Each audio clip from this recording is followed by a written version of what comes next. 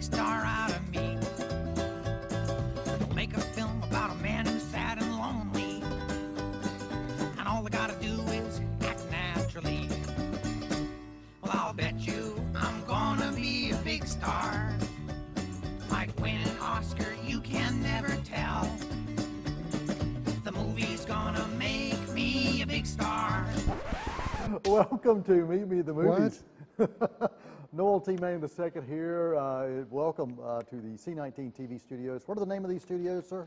The John O. Harris Jr. Studios. John O. Harris Jr. Studios. The reason that we have kind of a wide shot, if you notice, that's a different kind of shot we've got for Johnny Rambo over there, is because his shirt is based on the color bars. And so we want to make sure that you don't get too close to the I didn't think of that. I like it. I just thought it was a better shot of me. The farther you get, the better I look. Exactly. That is Greg Tillman, of course, over there, the general manager. Hi, way over there. The king of the world and the guy that makes all this happen. We appreciate you, man, every single day, every single day. Thomas, did you hear some sarcasm in that? Just a little bit, maybe. I never get that from though. Just crossed my mind there may be some. Yeah, this is Clark Kent over here. Thomas Manning, glad to have you back. We're glad you're here, man. You decided to come back a second time. Yeah, I mean, it wasn't willingly, but I'm here anyway. So. I know how you feel. Yeah. Tim Foster, let's see if Tim's there on the Tim cam. I'm not sure. There he is. Yeah, Tim. He's looking at the right camera this time. I took the other one away. That's why. Take the other one away. Process of elimination. Elvis, you got Elvis there. Elvis, no, he's still trying to look for the old camera. But yeah, you're right. Good to see you, Tim. He's been out in the sun a lot. So. I know he's got a tan. He's got a tan.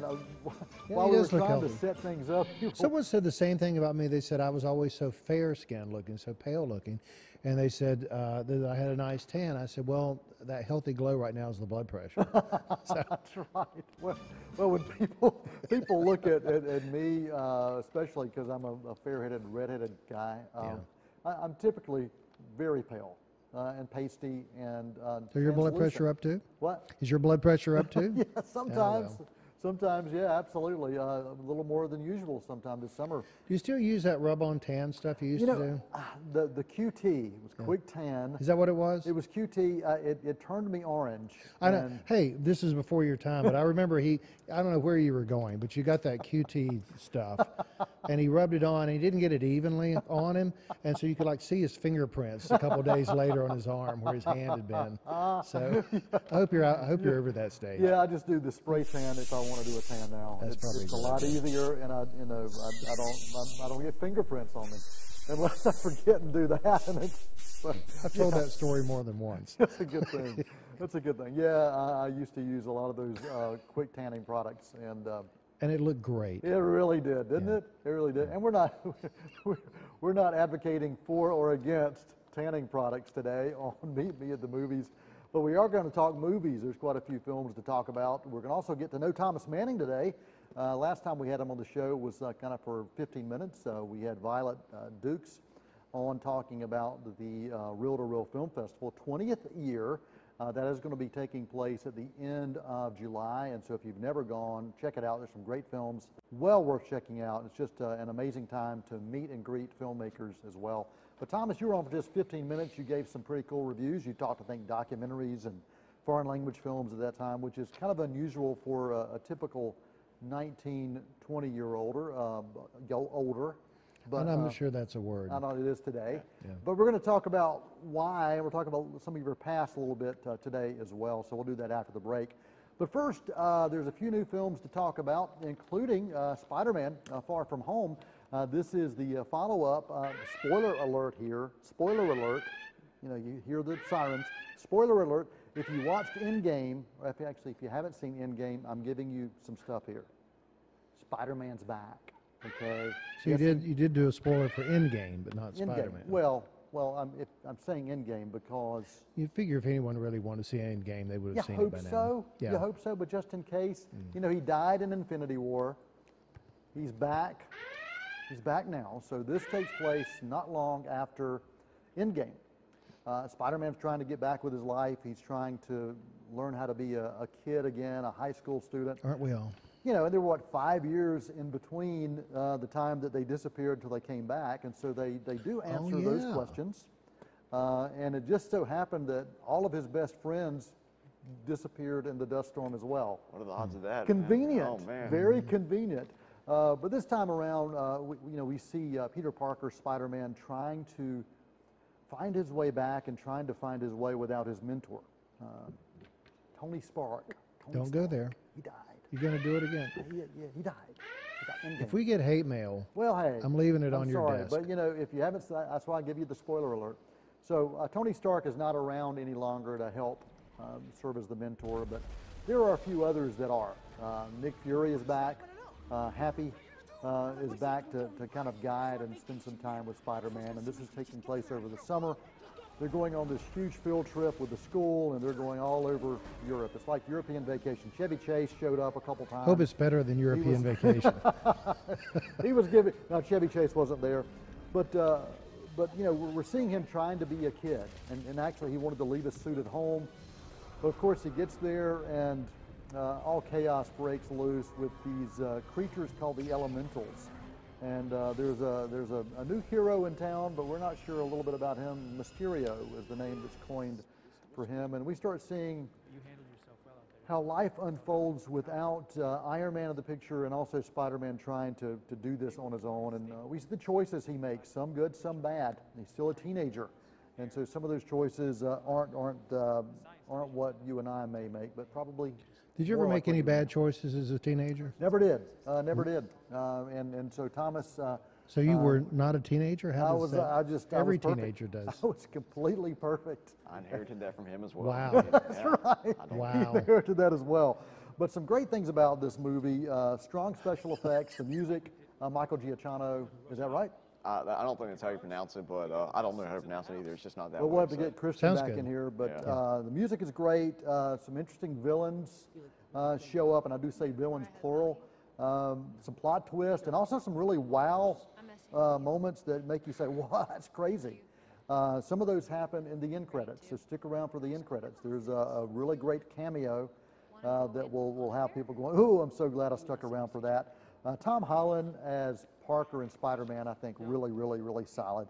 At times, though, for me, I felt that they were trying to do too much with this film. I did come in with kind of the baggage of truly loving Endgame was probably one of the best superhero films out there. You felt the same way about no Endgame. doubt about it. So I came in with that baggage still pretty fresh in my mind, and then seeing the X-Men film not very good. Yeah, this one I felt like it was trying to do too much. I thought there were a few plot holes that did bother me.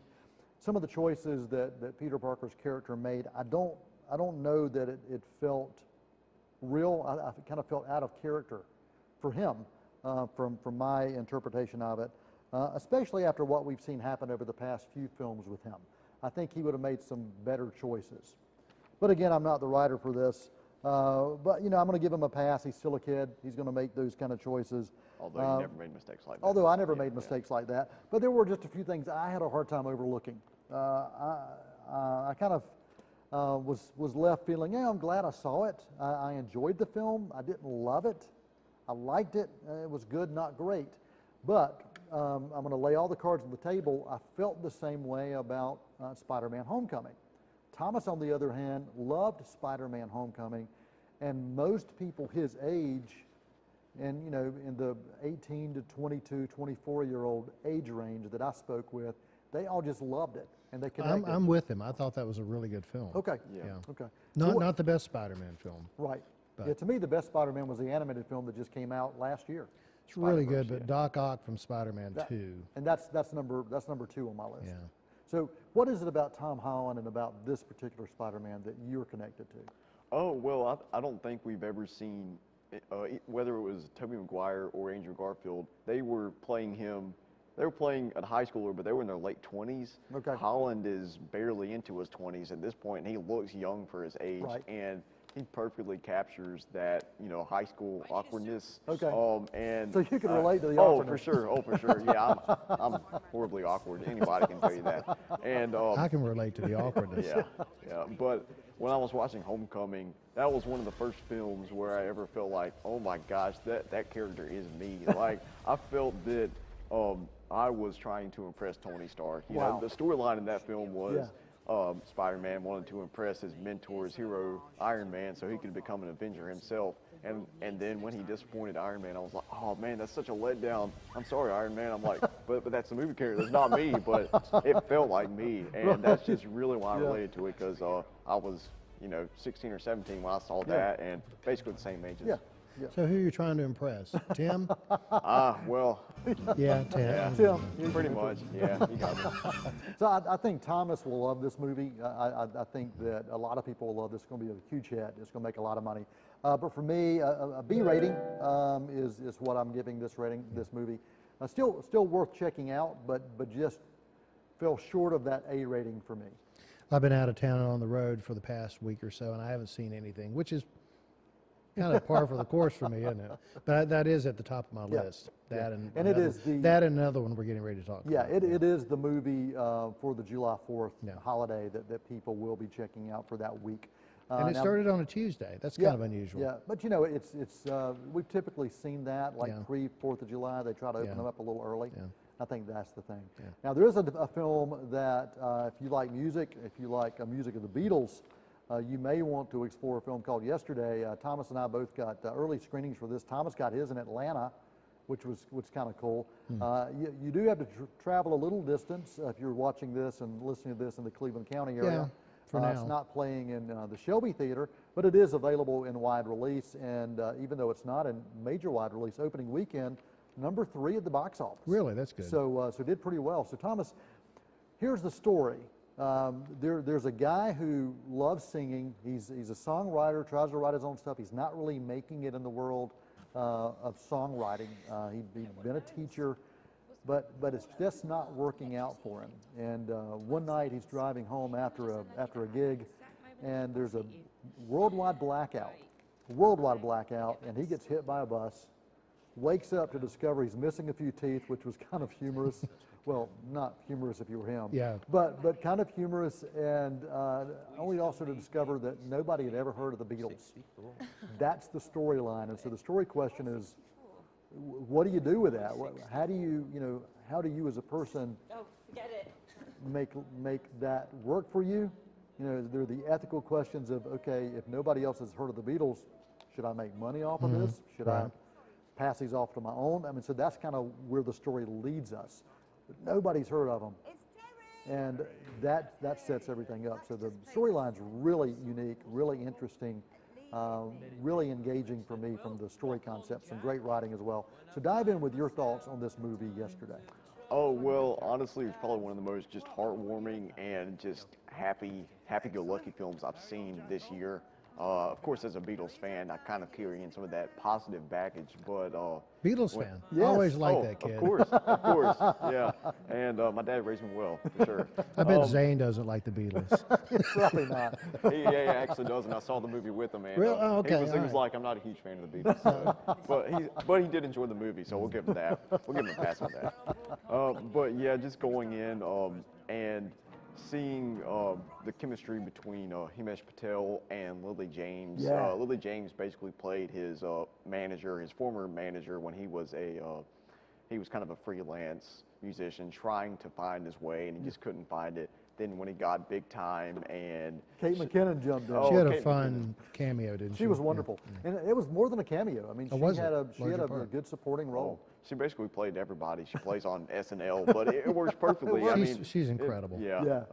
And just seeing of course, the chemistry between Patel and James was just so innocent, and it felt really real and organic. And Lily James has really come onto the scene in recent years. She was Cinderella a few years ago in the Kenneth Branagh live-action remake. She was also in Baby Driver, the Edgar Wright film. We love that one. She was in Mamma Mia, Here We Go Again. Yeah. I never saw that one. But you know what I love about Lily James is you see the face, but she's so different in each role. Yes. You know, it doesn't feel like you're watching the same person over and over again, and that's sometimes tough to do, but she's done it incredibly well. Oh, for sure.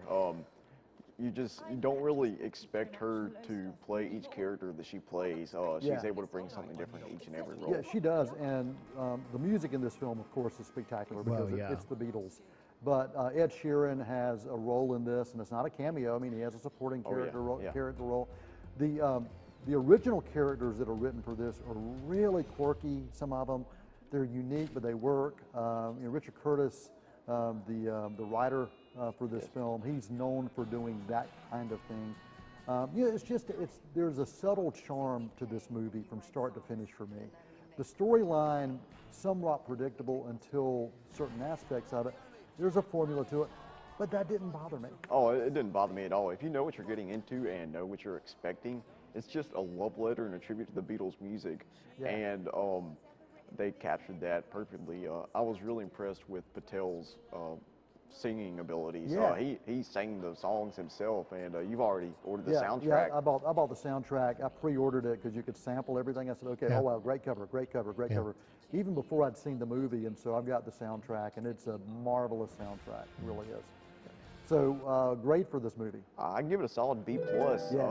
Yeah, like you said, it's a bit predictable in some points, but they weren't trying to, you know, tell a massively unique story. It was unique with that inciting incident, just the bizarre premise of it. Yeah. And that's about as far as the uniqueness extends, but that's enough for me, and it absolutely did its job. Yeah, and it's not a movie for everybody because it is a different kind of, it's a dramedy fantasy is probably a good way to describe it, with a backdrop musical edge to it, but a lot of fun, and yeah, it's just a charming film. So a solid B+ for me, as well for the movie yesterday.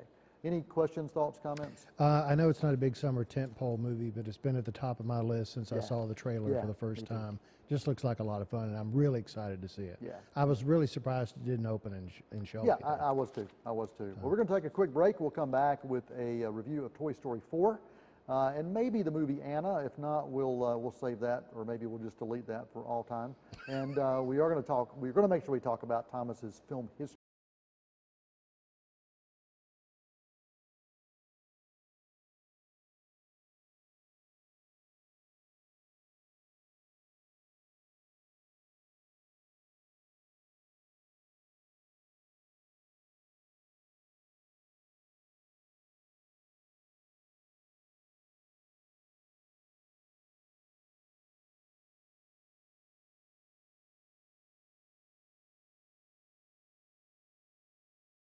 Hold on to your popcorn. It's time for the 20th Annual Reel-to-Reel International Film Festival. The lights go down July 24th through 27th at the Joy Performance Center in Kings Mountain. 4 nights, dozens of films, and a lot of fun. Sponsored by the Cleveland County Art Council, Reel-to-Reel offers a forum for independent filmmakers from around the world to showcase their talents. And it's a chance for you to get to talk with some of the filmmakers, too. Tickets are $10 a night, $40 for a festival pass, and $50 for a VIP pass. So don't miss the 20th Annual Reel-to-Reel International Film Festival at the Joy Performance Center in Kings Mountain. She gets her soccer skills from her mom, her sense of humor from her dad, and her drugs from her home medicine cabinet. Over half of misused medication comes from family and friends. Talk to your children about the dangers of prescription drug misuse. Secure your medication, take regular inventory to ensure nothing is missing, and properly dispose of expired or unused medication. Be aware. Don't share. Lock your meds. Hi, I'm Shara Miller, the host of Artworks. Each month we bring to you wonderful, talented artists from here in Cleveland County and the region. We have artists, we have potters, we have painters, we have musicians, we have actors. We just have wonderful artists that come to you and tell you about all that they're doing, their creativity, what inspires them. Join me here on Artworks each month on C19. You can also watch us online at c19.tv. They're gonna put me in the movies. They're gonna make a big star out of me. Welcome back to Meet Me at the Movies. Thomas over here was a little concerned. He thought that he was going to have to welcome everybody back, and he doesn't like to welcome anybody to anything. So Not wrong about that. Another reason I like him. Greg Tillman, Thomas Manning, and Tim Foster back on the Tim Cam, making sure that we are in sync and that the syncs are with us as well. So I have no idea what that meant, but it doesn't really matter. Toy Story 4 is a franchise that really I thought wrapped up a few years ago with Toy Story 3, and I thought it was a very fitting end to that. I love the way it wrapped up, and when I heard they were doing a fourth one, I said, man, I love the trilogy. I just don't know if are they going to mess it up? Yeah, are they going to mess it up? So Thomas is here to share his thoughts about this film, Toy Story 4. They don't do any creative name like Toy Story Homecoming or Toy Story Day Out on the Town or, you know, Toy Story King of the Monsters. Yeah, exactly. You know, Toy Story, Give Me My Mama Back. I mean, none of that stuff. You don't see that with Toy Story. They just put the numbers beside it. So, Thomas, you felt the same way Toy Story 3. You didn't know that they needed another one. Oh, of course. I think everybody thought that Toy Story 3 was the perfect conclusion of the franchise. The way that Andy said goodbye to his toys basically forever when, you know, he was going off to college, and I think that really cut deep for a lot of people, especially people that were his age. Right. I remember watching that in 5th grade, and even then, I was like, oh man, that's in an animated movie. How can they do that? How can they cut you so deep like that? Yeah, the emotions were phenomenal. Yeah, but coming into Toy Story 4, I was like, okay, I know it's a business. I know it's kind of a cash grab. That's just how it works. But are they going to sacrifice the artistic nature of it for that? And no, they didn't. It was, oh my goodness, it was just as good as the previous three. They explored everything that, pretty much every theme, existentialism, humanity, maturation, and parenthood. They explored all that like through the eyes of Woody, who's this stuffed cowboy, and you know, Buzz Lightyear, just a plastic spaceman. Yeah. Then a spork, just a waddling spork that's got like pipe cleaner arms and popsicle sticks for legs. And they're able to, pretty much. They're able to explore so many rich existential themes through that. And which is incredible to me that they can do that through these animated It sounds like toys. one of the most mature films you could watch, considering it's a, you know, so animation. It's, the kids will love it just because for the humor, the adventurous spirit of it.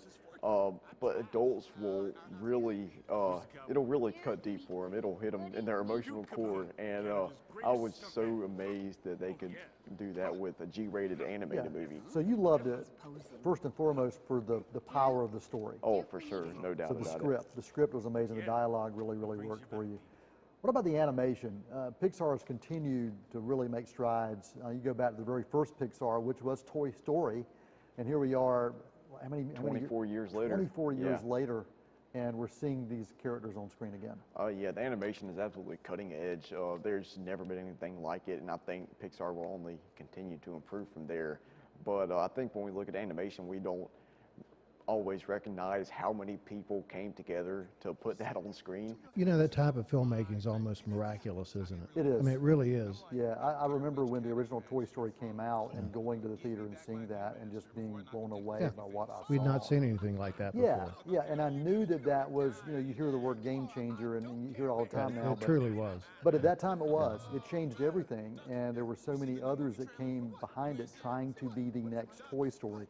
And Pixar has just really found a way to do it. DreamWorks has done wonderful work in that as well. Yeah. But Pixar is still, I think, the bar. Yeah. I think it's still the bar. So the music for this, Randy Newman. Oh, Randy Newman, he's been with them since the beginning, and he keeps giving new themes to the characters and using existing themes as well. And I'm not as in tune to music as, you know, Christian Jessup or Zane Grey is, but it still impacted me, and they were able to, you felt the emotion with the music, and at the end of the day, that's what the composer's supposed to do. Even if I can't analyze it as deeply as most people, or as some people can, it still did its job. Still worked. So what's your rating for this? A+, really. A+. I couldn't really find anything wrong with it. Even if you look, it did everything it set out to do. That's tough to do. That's tough to do. Well, we've got just 4 minutes, so that's not going to be enough time to really get into who Thomas Manning is, but we'll come back and make sure we dive into that. So I do want to, we'll share one quick thing about you. What are your likes and dislikes? Like if you choose, okay, here are the movies, types of movies I want to go see, here are the ones that I'd rather not see. So give me your likes first. Pretty much in anything sci-fi, any kind of action movie, any kind of space adventure. Those are some of my favorites. And I kind of expanded my horizons to action dramas, intense character studies, that kind of thing. So I've kept kind of expanding my tastes. But things I stay away from, some of the horror movies, the demonic ghost stuff. Yeah. It's just like, I'm like, I don't know about that. I'm like, I'm losing my religion over here, yeah. Thomas was brought up in a haunted house, and so he saw a lot of these demons and these ghosts, personally, and so he was worried about, he doesn't like to be reminded of that. So. Yeah, it's kind of like a home movie, isn't it? Home movies, yeah, exactly. Pretty much, yeah. Now, you love rom-coms, right? Rom-coms, not my thing. I've kind of tried to get into it. My sister's a big rom-com fan. Yeah. Catherine Manning, she's been on the show before. We're not related, but yeah.